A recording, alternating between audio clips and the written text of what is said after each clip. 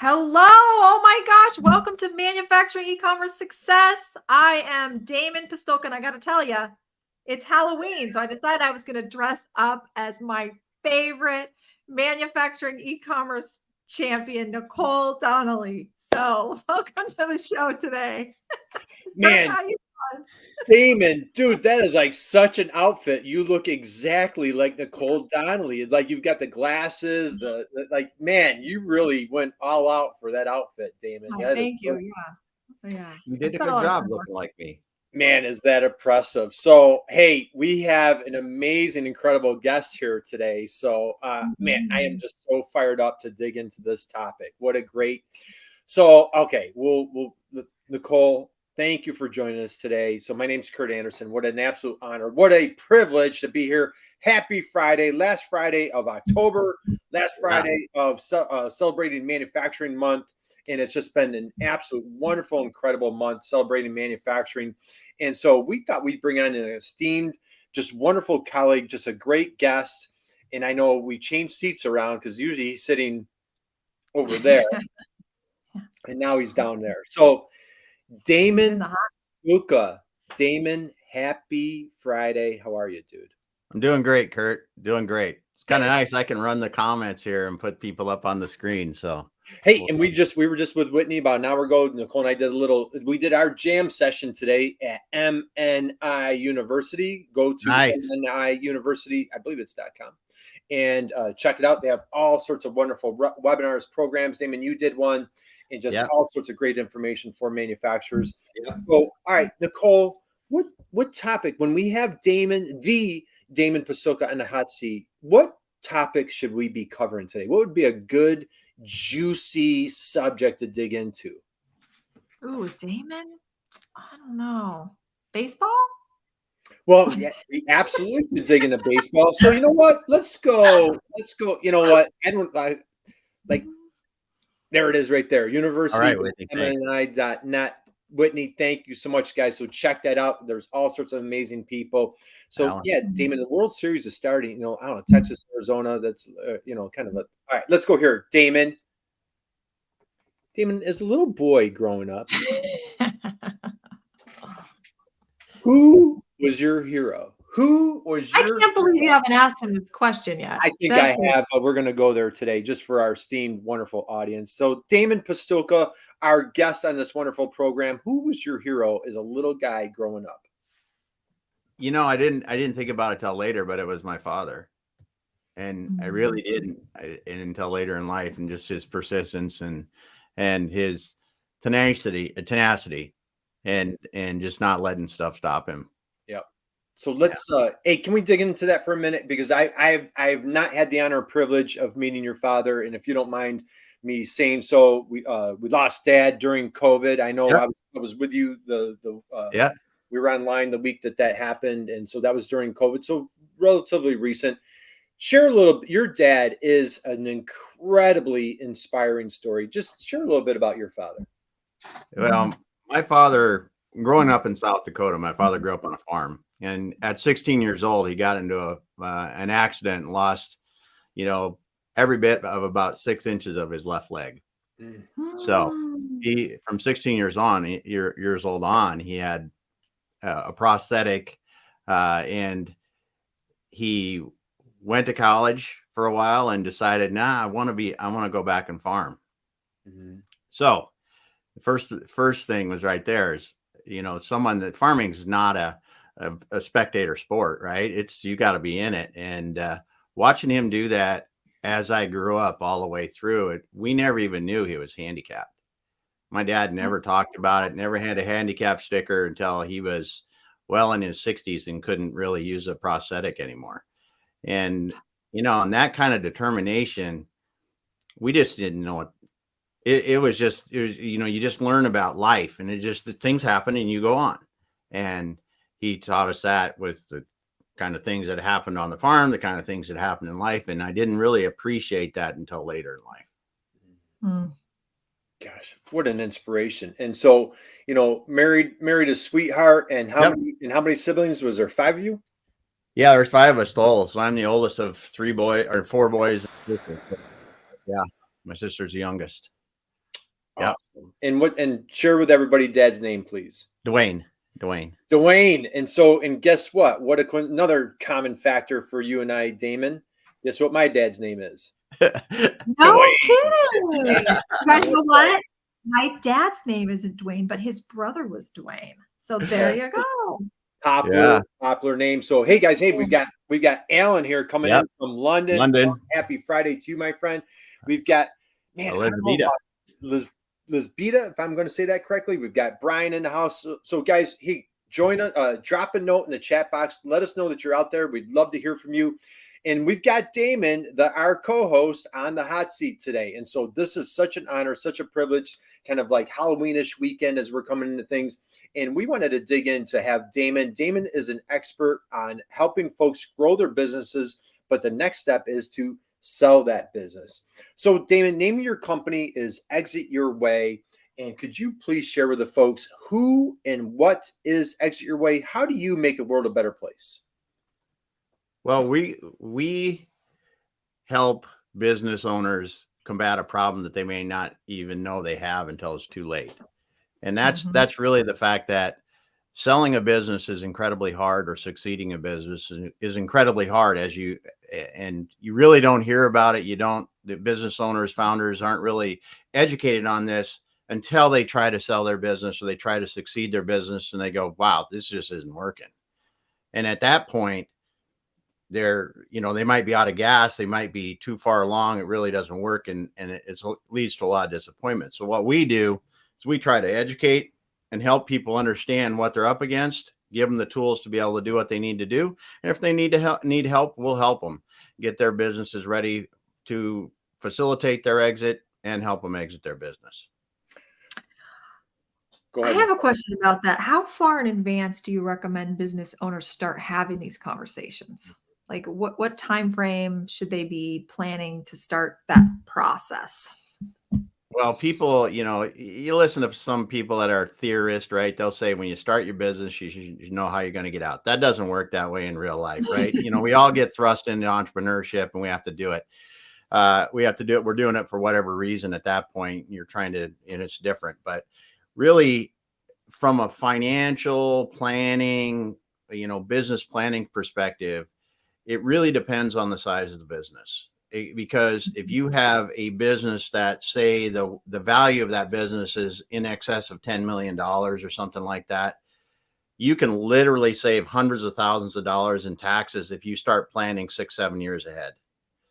Because there's some time frames and some things, and you have to find the right lawyers to do it. But so in that business, you might be 7 to 10 years. You should really look at it and start thinking about it. And that's why, the Exit Your Way process, we really start with our clients figuring out, what does your exit look like? Are you succeeding? Are you selling? And when?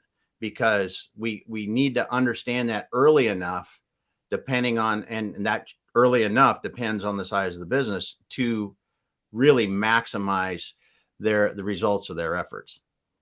All right, tons to unpack right there. Damon, I would love for you to share a number. So for our friends, our entrepreneurs out there, again, thank you for joining us. Happy Friday to you. We've got Damon Pistulka on the hot seat today. Damon, how many businesses, is there a percentage of businesses that actually successfully sell compared to that just kind of vanish in the wind? Yeah. In fact, I was putting this together for another presentation in a couple of weeks, and it's 70% of businesses don't get sold. By Investopedia. Investopedia says that 70% don't get sold. Right. Now, is that like they're intentionally trying to sell it and they don't sell it, or just intentionally trying to sell it and don't sell it? And if you talk to Mike Finger is another person. I quote him a lot. He's on LinkedIn. I believe he lives in Wisconsin. He talks about this a lot, does a lot more. Exit Oasis is his company, does a lot more research on this. And he actually goes through what you're talking about, Nicole, of all businesses. And when you look at of all businesses, it's pitiful. It's like 0.01 or 1% actually. It's really ugly. It's really ugly because a lot of people don't even try to sell, right? And that's in the heck of it is this 70% that decide they want to do something and get to that point and then try to do it. They're going to spend a year trying to sell that business. Right. And it's a waste of time if you're not ready. So what are the main reasons why the 70% fail? Great question. Yeah. Loaded. Do we have time? You can research it. I mean, because people can listen to this today and then go back to Google and look at it, because there's been tons of articles written about it. But the primary reason why a business will not sell is buyers and sellers can't come to terms with price or terms of the sale, because it's no matter if it's a very valuable business or a bakery business on the corner that I'm running, right? So I can have a $50 million revenue business this year. I can make $10 million a year. And if my business isn't set up right in the equity groups, because you get into a certain size and you're going to have investment buyers, or a strategic buyer comes in, whatever it is, another one in your industry is going to buy you, and you're not set up right, that business, say they're making the $50 million revenues, making $10 million in profit, that should be, just guessing, $50 to $80 million should be the value of that business. Well, what will happen if it's not set up right is if you get an offer, it's going to be 40 million. It's going to be 50 million. And it's worth 70 or 80 million. And you're going to look at it as the owner and go, that's not nearly enough. Why would I ever sell it for that much? So when we talk about price and terms, it's not just that I've got unrealistic value expectations. It's just that the market doesn't want to pay me what I want for it, what seems reasonable to me. And that's why this whole journey about learning valuation and really understanding what drives your business value and what your business really is, the value is so critical. Because when you read the things on the papers about, wow, God, how old does that make me sound? Nobody reads it out of a paper. I haven't picked up a paper in 10 years, probably. Right. Yeah, but you read in an article that says, listen, this company sold for X amount of money.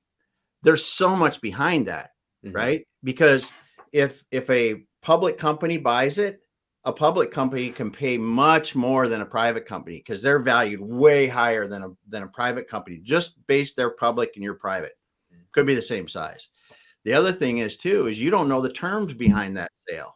And this happens a lot in SaaS companies. I love it because SaaS companies will say, whoa, I get 10x my revenue for the profit, for the sale of my company. Okay, so you got $3 million in revenue, you're going to get paid 30.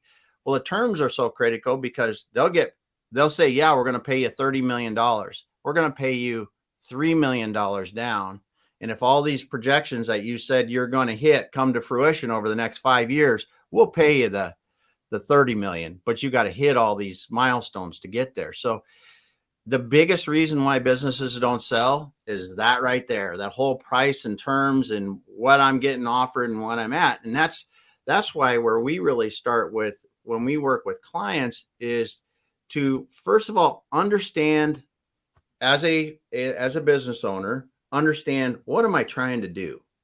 Like anything with anyone, it's like, go out and figure out where I've got to go. Go to your financial planner and talk to your family, whatever you got to do, and say, listen, if I sell my business, how much money do I really need to do whatever I do next? Well, what I want to do next. Well, my lifestyle, if I want to start another business, if I want to go off and go on a beach, just figure out that number, what I need from the business. Then I've got a reference point, because a lot of times business owners, their reference point will change or it'll be ambiguous before you start the process. And you really can't be that way because you need to know what your bottom line is, right? And you got to put that line in the sand and say, hey, if I don't get $3 million, that's not going to be enough for me to do what I want. I'm just going to have to stay in the business. I'm going to do this. But if I do, I'm ready to go, right? Get that perspective. So first of all, understand where you're going and what you need from that business, because that's critical. And then that's where it comes back again to that big piece in value we talked about. Let's get comfortable with the realistic value of our business today. because that realistic value of your business today is not a secret. Your buyers know what it is. The market knows what it is. Your financials will tell you what the value is. And then risk factors will adjust that value up and down. But you got to get comfortable with where that is with your risk factors so that you can then begin to go, I need 3 million. I'm worth 2 or I'm worth 4, but I've got to adjust my risk factors to make it more attractive and get it in. So it's a sellable business, or my successors will want it. And it's a complex thing. It seems simple, but it's complex when you start to mix in the risk factors and the unique factors in every business that make it either better or worse for the prospective buyer or successor. So I talked an awful lot there. Sorry. Oh my, Damon, dude, that was a drop the mic right there, Nicole. That was, man. How about, you know what? I'm even giving you a round of applause right there for that one. That was so good. That was phenomenal. So much to unpack right there, man. I literally have like a dozen questions under that. One thing, a comment I'd like to share. So let's think about like some of the smaller entrepreneurs that might be out there, small manufacturer, maybe mid-sized manufacturer. And what I love to say is, like, you know, when you're thinking about selling your business, you know, it's like selling your home. You know, like if you always treated your house, you know, if you put your house up for sale, boy, everything's going to be immaculate, right? You're staging your house. Boy, if I always tell my wife, I'm like, man, wouldn't it be great if we could make our house like look that pristine? Like, let's keep it clean. Let's keep it tidy. So if you kind of just have that mindset, you're not really working hard, and it's not a dramatic thing like the stage or show my house. Probably not realistic, right? Or like when company comes over, that type of thing. But my point is, let's talk about it from a business standpoint. If I have a nice, you know, I'm trying to build a brand, I have a nice company, my financials are pristine. Like if somebody wants like Damon, I can't tell you, like, you know my story. I was looking for a business for years, and like, hey, can I see your financials? Well, I need to. I'm like, when I ran my business, I did a lot of things really dumb, really, really dumb. One thing that I learned a long time ago, I just need to hit a button. I could have my financials within seconds, and that really helped escalate to sell my business. So I'm going to stop on that. Here's where I want to go. When you're talking to that entrepreneur, I had a tagline, you know what your business is worth? I've worked with dozens of entrepreneurs that want to sell their business. I'm like, you know what your business is worth? Not a single penny more than the person across the table from you that is what that check is that they're willing to cut. So I love what you're saying. Like, if I need $3 million. Well, I need to find somebody that thinks that this business is worth $3 million. Can you talk a little bit about like how, you know, like, can you have that mental aptitude of the next person coming into this? That's the success, not just what you need, what that next person needs to be successful. Yeah. And that's what we talk about. It's a great point, Curt, because when we talk about selling businesses, we talk about it like selling a product, right? Only the difference is your product is a business, the business you're selling. I agree. And this is like one of the things that I love when our clients get this, right? How much time do you spend worrying about your products and services and how you communicate about that with your customers? Okay, now how much does a customer spend with you compared to how much is your business worth? You know, it's like this, and your business is worth this much.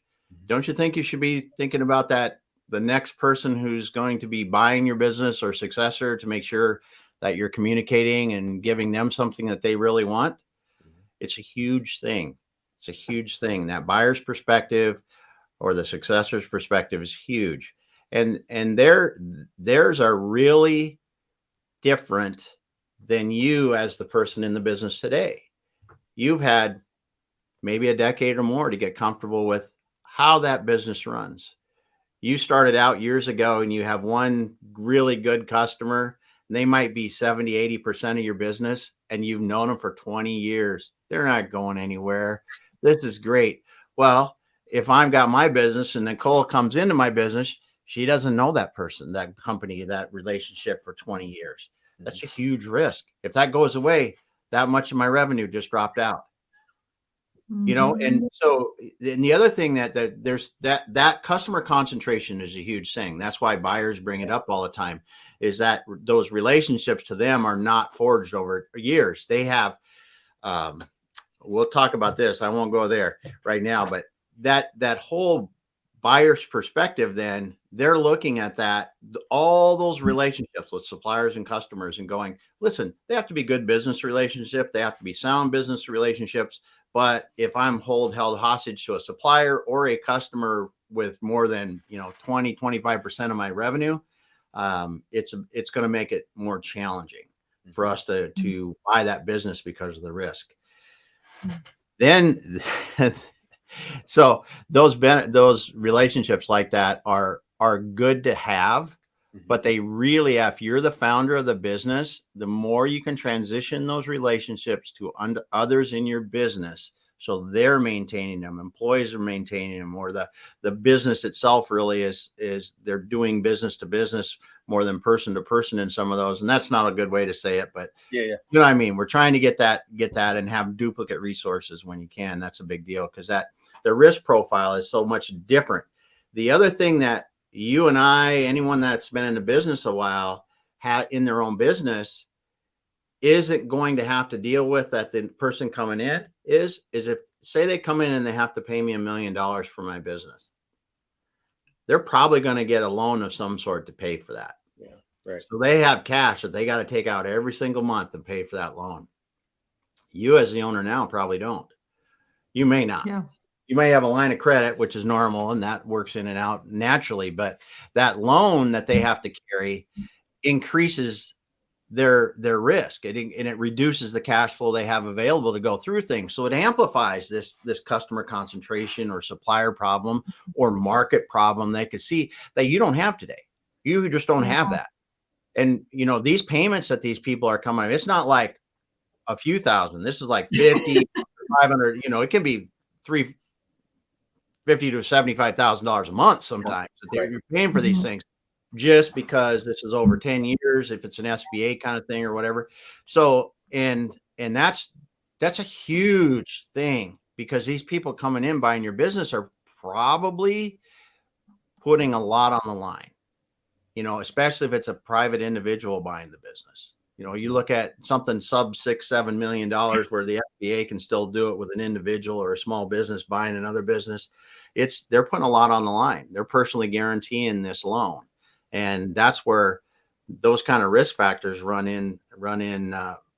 They'll stop buyers. They'll just stop buyers. Mm-hmm. Yeah, I love that. Nicole, as a fourth generation entrepreneur, in all different industries, different walks of life that you've seen in your family and yourself as an entrepreneur, and you're building a business. What are your takeaways, thoughts right here as you're listening to Damon? Well, I will say, I've had, my father owned a successful manufacturing company. My great grandfather owned a motel, or excuse me, my grandfather, I can't keep track. There's too many businesses. My grandfather owned a hotel, and my great grandfather owned an oil company. And so I have direct experience kind of seeing the repercussions of what kind of went wrong and what went right because of how those decisions were handled. So it's a huge thing, and it can impact, a lot of businesses are family owned, and that adds a whole nother element to this process that can be pretty difficult to untangle and deal with. And I can say from experience, from every single person in my family who had a business, they all tried to, actually, no, my father never tried to sell his business, but my grandfather sold his business, or basically he didn't sell it. He gave it to his children when he passed away. Mm-hmm. And then my great grandfather ended up selling it to his children, or they bought it themselves out. But anyway, I'm digressing, but it's complicated. It's hugely, hugely complicated. Mm-hmm. And so, yeah, I think this is great what you're doing, because I know for my father, for example, he never thought about planning for his exit. He never talked about that. He never planned for it, really. It was never a thought or a consideration. And, you just never know. Life is fragile. You don't know what's going to happen, and, how long you're going to be here. And so I think as a business owner, you do, it's you got to think about these things. It's important. Yeah. Yeah. And it does. I mean, it does. if you're looking at it at a retirement kind of thing or something, it kind of stinks, really. Let's be honest. We, a lot of us love our careers, what we want to do, and thinking about the end, it kind of sucks. But it does, and I mean, I empathize with them, right? Yeah. It does. But you make a great point, Nicole, and it's one of the first things we talk about with clients too. Is like, hey, what's the plan Z, right? Mm-hmm. Yeah. If you end up on a hospital bed or get hit by a bus, what are we doing? Right. Because I don't want to come in here and not know that. Right. Because I want to make sure that this carries on to whatever you want. Right. And back to your family thing, that's where the first step in this is not simply going to a financial planner and figuring that out for yourself. It's figuring it out for everybody that's involved and going, listen, okay. Because as you get into these businesses, some of these have far-reaching effects, right? You can have 6 family members working in there, and all of them have different ideas about, hey, I get the business, or we just, and the owner, the founder might think, no, I'm getting out, I'm getting paid, or whatever. It's that whole thing is horrible if you don't talk it through. Right. And it can have a huge negative impact on family relationships. Huge, if you're not very thoughtful about it. I've seen that firsthand. So it is really very critical and important. Because that you have those conversations with your family members, as uncomfortable as it is, they need to understand, so that if there is a situation where someone dies unexpectedly or whatever, everyone kind of knows, well, this is the plan. This is the succession plan. This is what dad or mom wanted to do with the business. Yeah. So, Damon, let's unpack this. You had a great point. You mentioned like SBA. So most companies, 75% of all companies in the country are 20 employees and less. Yep. Right. So odds are somebody listening, if we're talking like, hey, 50, 60 million, those are more the exceptions. Yep. Most businesses are in the hundreds of thousands, millions, low millions. So let's go here. I jokingly kind of said, what your business is worth, not a penny more of what somebody's willing to pay for it. So like if they're willing to overpay you, God bless them. Somewhere they had the financial resource, but if they have to pay that back, your legacy might not continue on. Let's go here.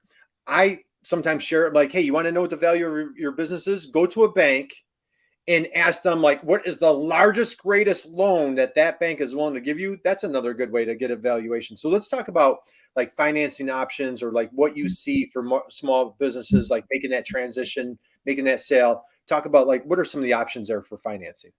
Well, the SBA has a great loan program for buying businesses. I forget what it is, 7A loan program or something like that. A 10% down, 10 to 20% down, you can buy a business. And it's something that I think that, you really should be looking at if you need funding for buying a small business.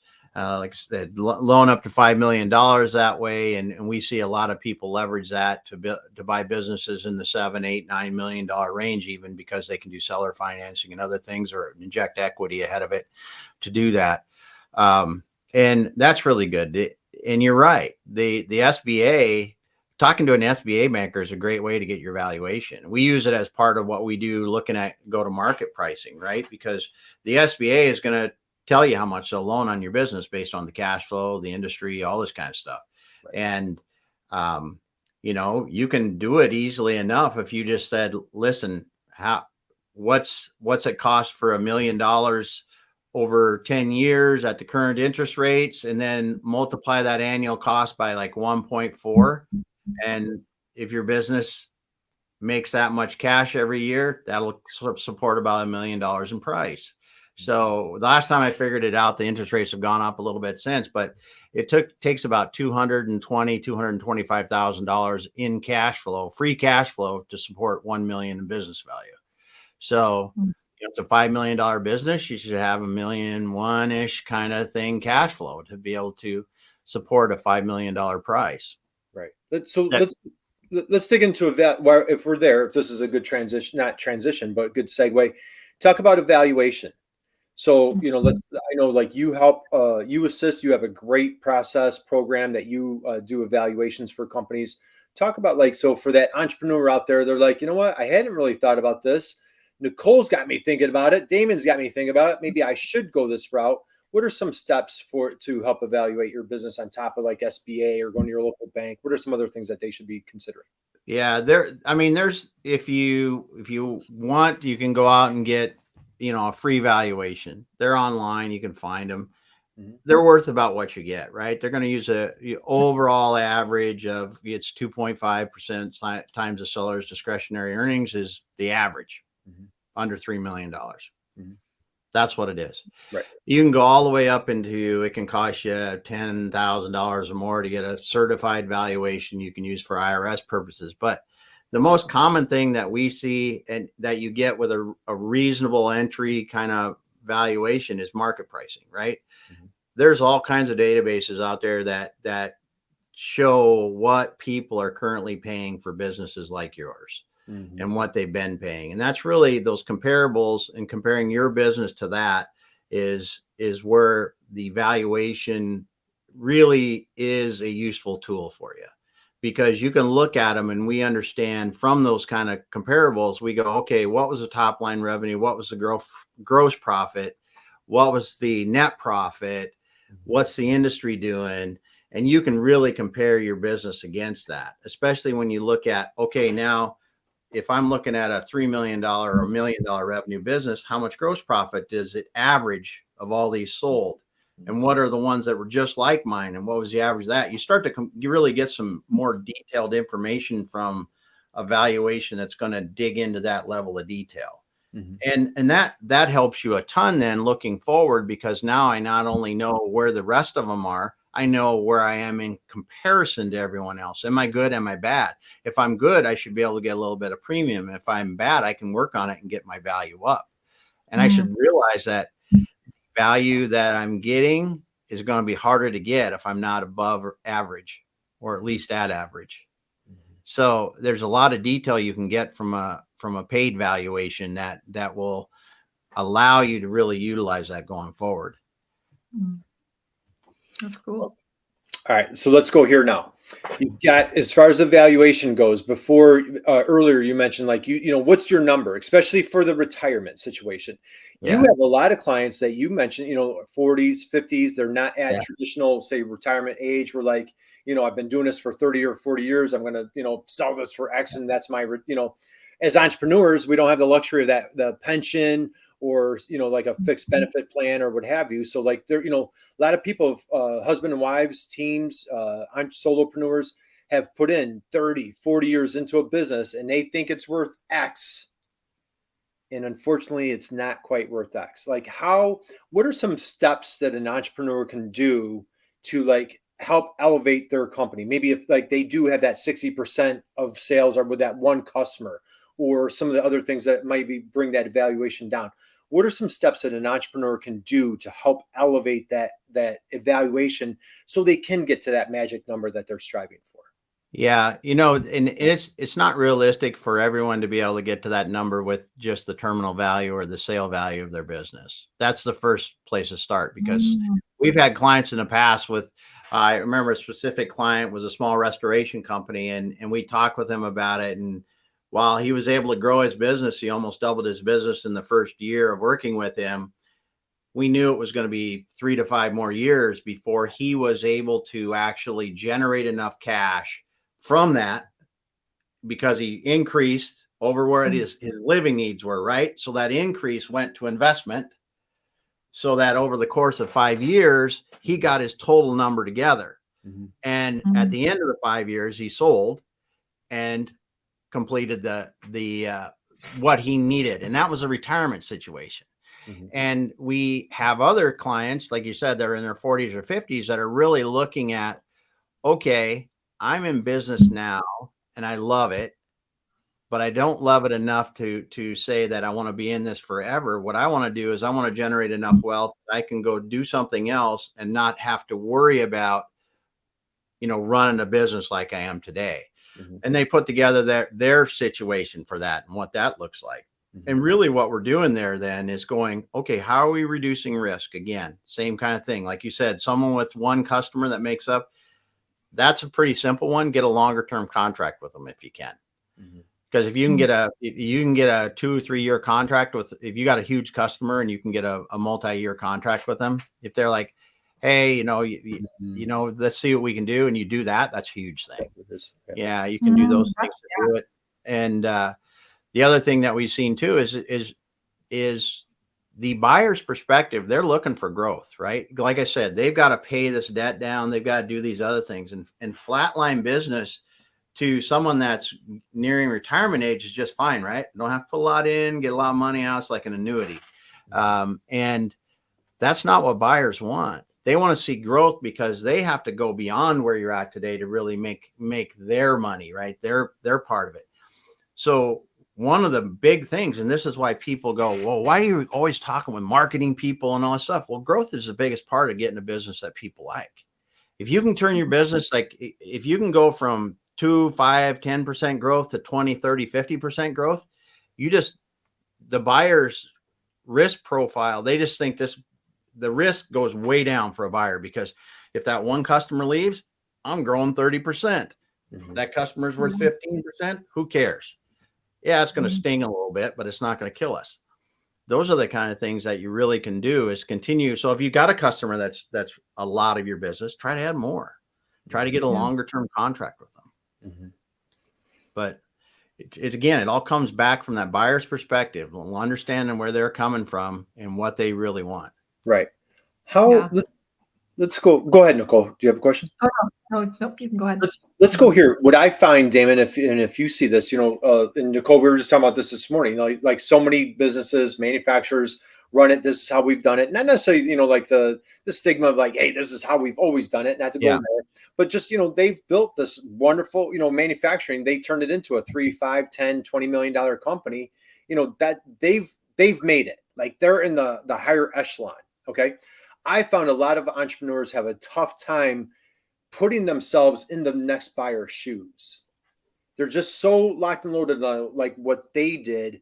Do you have any advice, whether it's psychological, and like Nicole, you mentioned, whether it's family members, but even more so outsiders, who, and we could even scratch in that a little bit, Damon, like who are some usual suspects if you don't have the prodigal son, the prodigal daughter, or a family member that's going to, want to take on the next, but we could talk a little bit about like, who are some of the usual suspects.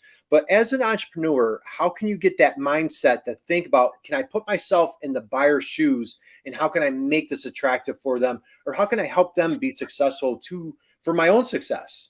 Yeah. Right? Your success is my success. I've thought about that a lot. And the first thing that comes to mind when I think about how, as an owner, I can make a buyer more comfortable is to think about your business like you are a buyer, and then look at your information, look at what you've got to show somebody and go, okay, you've got 45 days to look at all this and then pay me how much money I want for this business. Right. Would you do it? Right. That's it. Because I boiled this down a few months ago. I was like, what is the hardest thing about selling a business? And it's the fact that a buyer only has this much time to pay this much money for something. Yeah. They got to make a decision. We look at a house and it's real easy with a house, right? Because I can go, there's a house right here. It's looks like the one across the street. Look at the price. You go, that one bought for that. That one's like that. Businesses aren't like that. Right. Yeah. Because they're all different. Cash flow is different. People are different. There's so many other moving parts. Right. And you really have to think about, is my business attractive enough that I could sit down and look at this information that we've got and feel comfortable putting the money down that I need to put down, that I'm asking somebody to. Right. Right. Right. Yeah. There's a lot more risk when you're buying a business and buying a house. A house is where you lay your head. A business has so much more risk involved. So you can totally make sense. It could go away tomorrow. A business can go away tomorrow. Your house could burn down, but you got insurance. Your house could burn down. You still have the land under it. I mean, there's so many, but that the biggest thing I think really is to be able to be comfortable enough with your business that if you walked into it tomorrow with blinders on and you would go, wow, this looks good. Mhm. I would want to pay for this. Mhm. Yeah. You've probably done a lot. Right. So let's go there. Let's go into like the usual suspects, first start friends, family, that type of thing, and say there's just not the, not the next generation or whatever. Who are some candidates that you advise for folks like, where would we go to find a good quality buyer? That's a great for smaller manufacturers, it's really the other people that have been competitors for years. Mhm. Your best competitors are your first place that you want to go. Mhm. And it's like this year, the buying and selling business has been very hard this year because of the interest rate increases, but buying businesses have been very, very good for a lot of our clients. Right. And I think about this in reverse, right? So if I'm sitting here today and I want to get out of my business, I call Curt. Curt and I have been competitors. We know that, hey, we've been in business 20 years together or whatever. We both run a good business. Mhm. Say, Curt, I'm ready to get out. You got any interest? And oh yeah, it's so much easier. Curt knows me. Right. Curt knows my business. He may not be intimate with it. He may not know the uglies and the goods, but we just started off on a different plane. Exactly. Because if you and I are both manufacturing whatever 3D printed such and suches, and we're kind of butting heads, and like that's tremendous value. I don't have a learning curve. I have a customer base. I can get your customer base. I can sell my widgets to your customer. So a lot of symmetry. I don't want to tip my toe. I guess maybe I am tip my toe into ethics.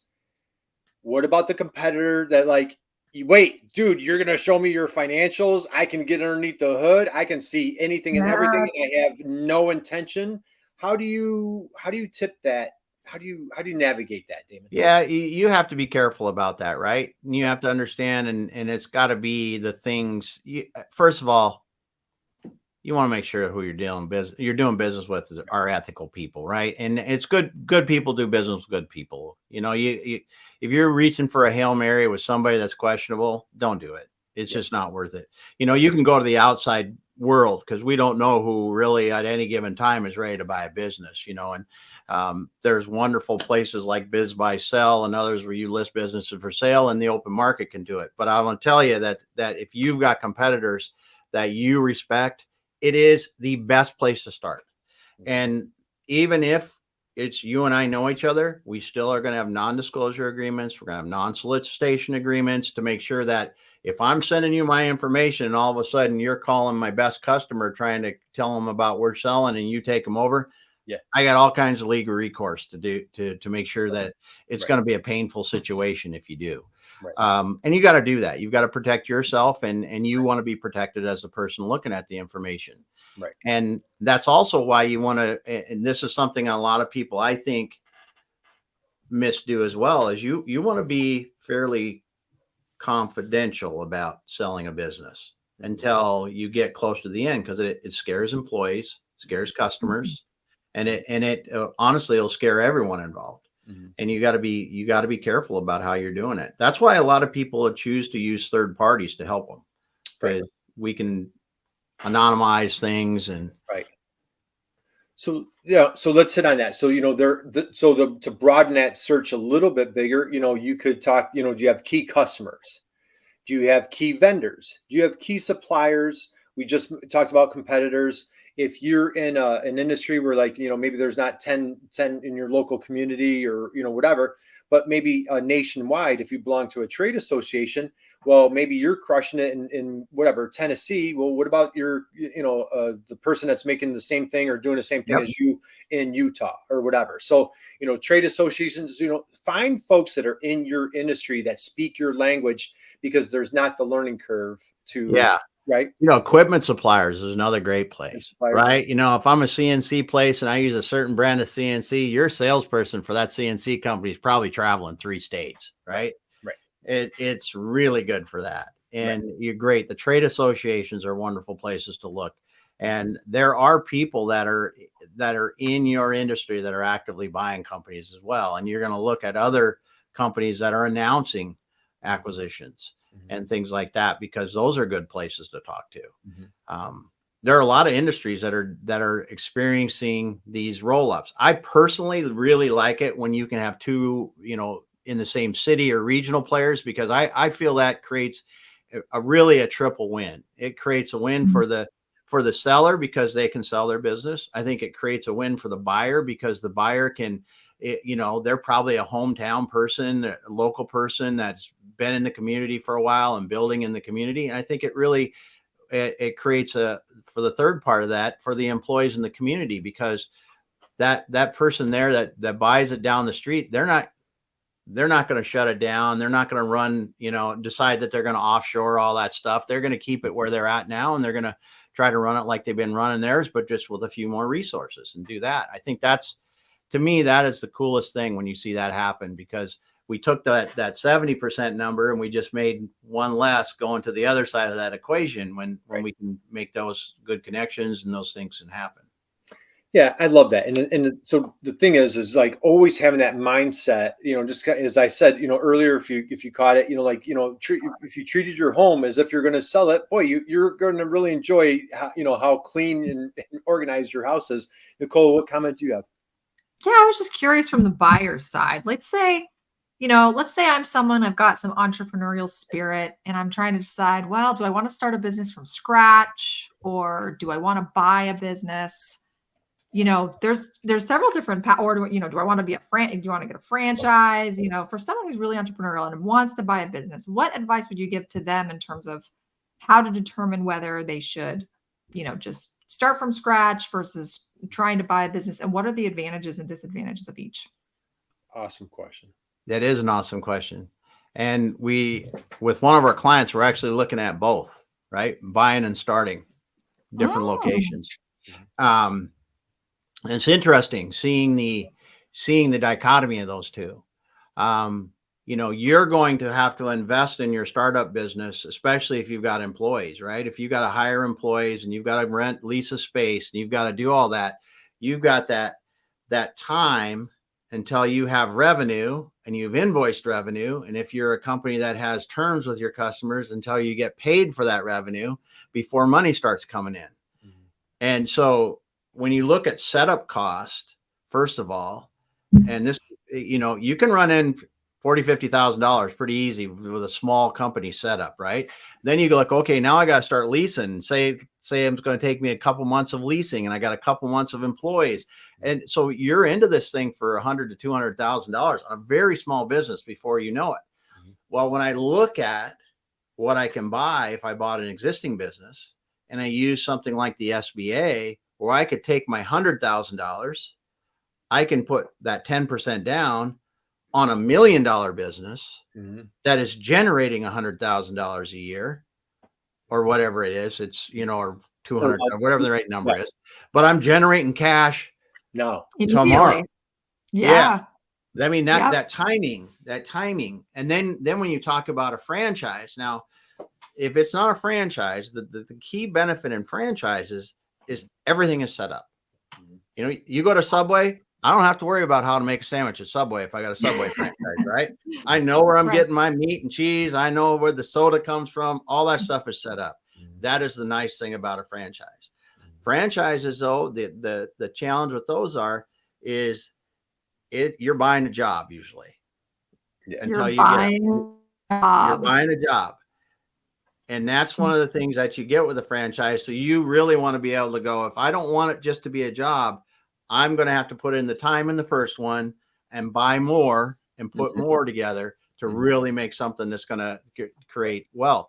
But the startup to buying is something people should look at, because starting up costs a lot more money than you realize. Yeah. And a lot more risky in a lot of ways. Cause you just, what is it? 90% of all startups fail. That's sad to say, but a true startup in the sense of. Right. 4 out of 5 in the first 5 years fail. And so, and Damon, I know we could start, man, I could talk to you. I just geek out in this conversation. So, hey, we've got a couple of highs here. So, hey, happy Friday to you guys here. We've got Alexander's dropping a note and he says, hey, maybe it's better to prepare the audience and show them the next owner. And we've got another hello here. So guys, happy Friday. We're going to start winding down. Damon, you love to preach and share. Nicole, gosh, you just teed that question up just so perfectly. You love the growth by acquisition. Yeah. And that's exactly, and that's a great point. I'm going to take $100,000. I'm going to put it down on a brand new startup. I have zero sales or revenue, and cross fingers are crossed. I could take that $100,000, tie it in with an SBA loan. I now just bought myself $1 million or a multi-million-dollar business. And so now let's say I'm an existing business, and man, I've got energy, I've got moxie, and I have no intention of exiting right now. I want growth because I am thinking long term. I do want to exit 5-6 years from now. And boy, I could add a new line and invest that $100,000, or I can go buy a company and bring their sales in. Talk a little bit. We'll start winding down, but just share your growth by acquisition strategy.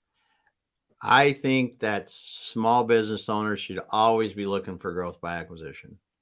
I mean, even if I'm a single person garage door company, right? And I've looked at these businesses before. I'd be making a couple $100,000 a year and something like that if I'm doing pretty well. I've revenue. So, but what if the same thing before? What if another person down the street has one of them and they're getting older, is it slowing down? You should always be talking to other people around you that just ask them, what are you going to do with this? What do you want to do with it long term? And let them know that you're at that point, because that you can just bring that into your company, and it's not all that easy and everything, and takes some work, but I can get doubling my business in that situation. I don't have to go out and find new customers. I don't have to go out and buy, more equipment. I'm probably going to get an employee or two that know what they're doing in this whole thing. I can double over the course of 90 days. How can you do that any other way? I mean, so even as you get bigger, I mean, if you're a $5 million business and you got $1 million competitors out there, how hard is it for you to add another $1 million in revenue? A small manufacturer is doing a few $1 million, but you see one down the street that's doing 500,000 and they got a good thing going. Why not talk to them? Mm-hmm. You can do that if they're in the right situation and you can work out the right deal. Again, it comes back to that win-win.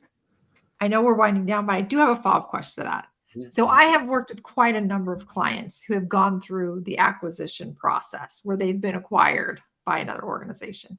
And I got to say, that's usually, from, I would say, every experience I've had, a pretty intense and painful integration process. So is there some advice you would give there? Because I have yet to hear from anyone where they're just like, we just got acquired and it's been so massively amazing. Everything's going rosy. Like a year into it, like it's stressful. And there's the culture, trying to merge all of that, the processes, everyone's worried they're on the chopping block because you're merging everything.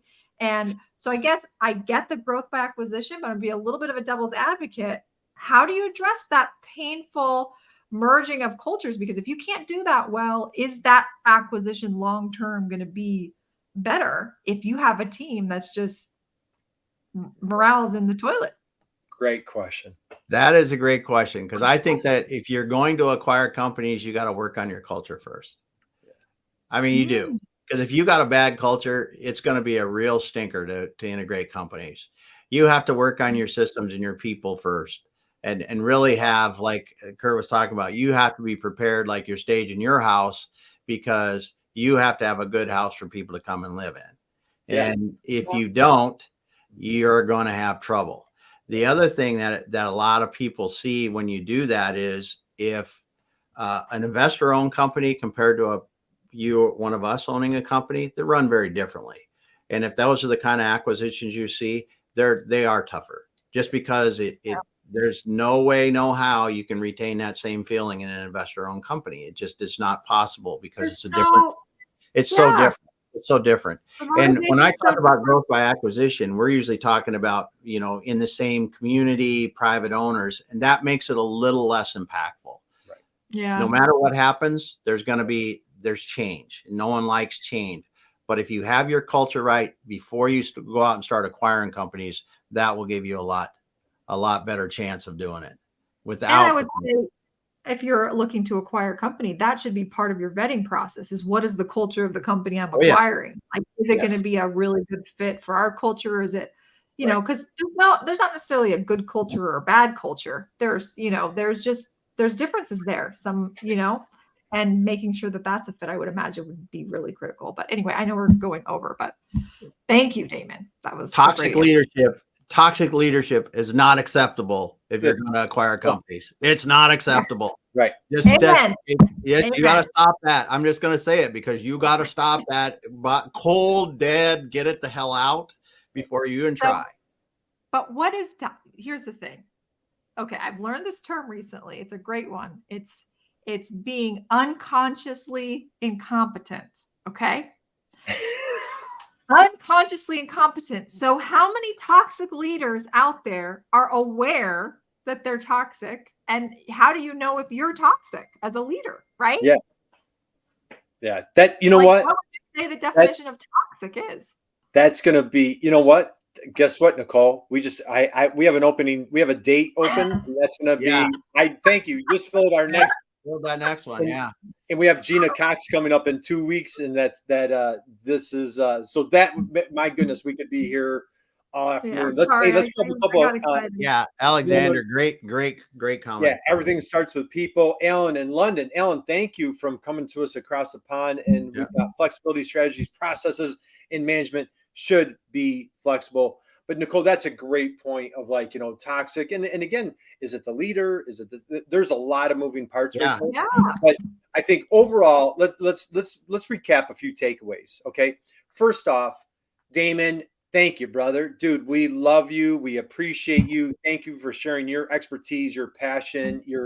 This was just phenomenal. Brilliant. I want to do this for ages. And so it was just great to kind of flip the tables and have you and just really focus on your brilliance, your expertise. I love when you and I geek out about this topic. I couldn't love it enough. Guys, entrepreneurs out there, boy, just be thinking about your business at some point in time, man. Nicole said it, life is fragile. We don't know when that day is going to come. And just always, you know, not necessarily be thinking about how I'm going to sell my business, but how am I going to transition my business? What does it look like? Man, do it for the respect of your family. Do it for the respect of your staff, your employees, or whatever that might look like. And you know what? I can tell you firsthand, do it for yourself, man. There's not a greater thing, man, than when you can sell your business. Somebody actually wants it. It is a great win. So all the blood, sweat, and tears that you put into your business, and somebody can come along and that can help entice or encourage you for that next step. And whether it's retirement or whatever it is, your next entrepreneurial journey or whatever, just, you know, be thinking that way. Reach out to Damon if you have further questions. Alexander, another comment here. What's he say?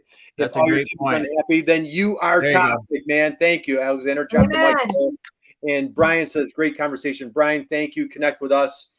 Nicole, thank you for being the co-hostess of With the Mostess today. We appreciate you. Damon, I have one last burning question for you, my friend. It's the bottom of the ninth.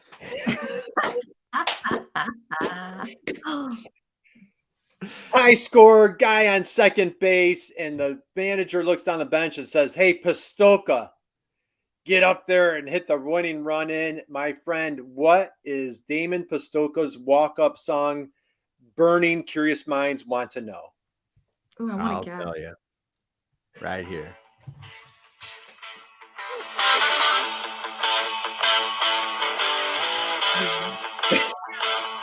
Little Ted Nugent Stranglehold. Ted Nugent. I thought that all was the way.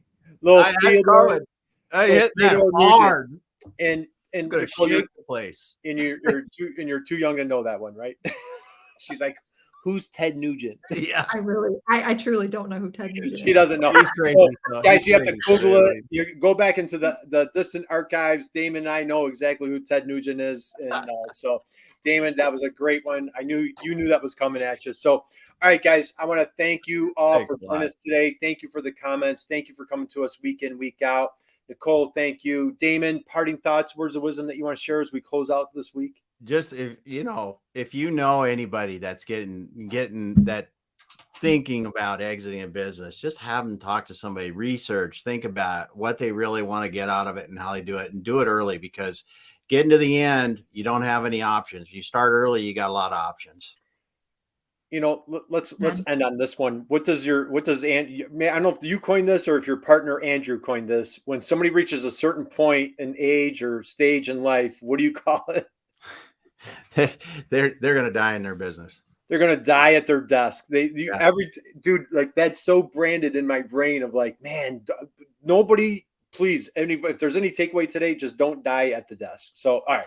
We're going to close out. We have a great guest on Monday. We've got Nancy O'Leary. Our dear friend Nancy is going to be with us. We're going to be talking about manufacturing mavericks as we close out manufacturing month for October. So, guys, thank you for joining us. Just go out and be someone's inspiration, just like our dear friend Damon is. God bless you guys, and we will catch you next week. Thank you.